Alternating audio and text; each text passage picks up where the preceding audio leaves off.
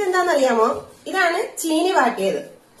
കൊട്ടാരക്കരയിൽ എന്റെ വീട്ടില് സ്ഥിരം ഉണ്ടാക്കുന്ന ഒരു സാധനമാണ് കേട്ടോ. ചീനി മേടിക്കുവാണെന്നുണ്ടെങ്കിൽ കുറച്ച് വെള്ളത്തിൽ ഇങ്ങനെ ഇട്ട് മാറ്റി വെച്ചതിന് ശേഷം ഇതുപോലെ ഇതിന്റെ മസാലയൊക്കെ ആക്കി നമ്മൾ പണ്ടൊക്കെ ഇത് സ്ഥിരം കഴിക്കുന്ന ഒരു സാധനമായിരുന്നേ.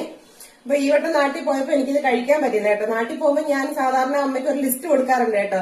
ഇങ്ങനെ സദ്യ, അതുപോലെ തന്നെ പാലട പായസം, പൊതിച്ചോറ്, പിന്നെ ഇതുപോലെ അതിൽ വരുന്നൊരു ഐറ്റമാണ് കേട്ടോ ഇത്. ഈ വട്ടം നാട്ടിൽ പോയപ്പോ 2-3 ദിവസമൊക്കെ എന്റെ വീട്ടിൽ നിൽക്കാൻ പറ്റുള്ളേ. അതുകൊണ്ട് ഇത് ഉണ്ടാക്കിച്ചൊന്നും കഴിക്കാൻ പറ്റിയില്ലേ.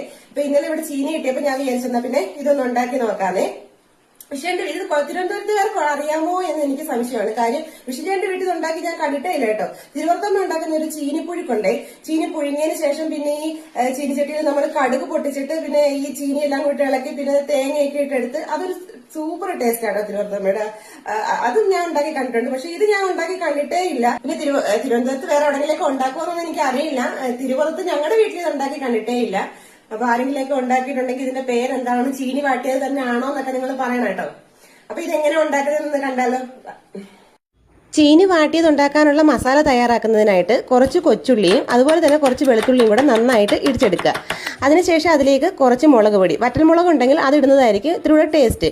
പിന്നെ ഇതില്ലെന്നുണ്ടെങ്കിൽ കുറച്ച് മുളക് പൊടിയും കുറച്ച് ഉപ്പും പിന്നെ കുറച്ച് പച്ചവെളിച്ചെണ്ണയും കൂടെ ഒഴിച്ച് നന്നായിട്ട് ഇതുപോലെ ഇളക്കി എടുക്കുകയാണെന്നുണ്ടെങ്കിൽ നല്ല ടേസ്റ്റാണ് കേട്ടോ. അപ്പോൾ ഇത് ട്രൈ ചെയ്യാത്തവർ എല്ലാവരും ഒന്ന് ട്രൈ ചെയ്ത് നോക്കണേ.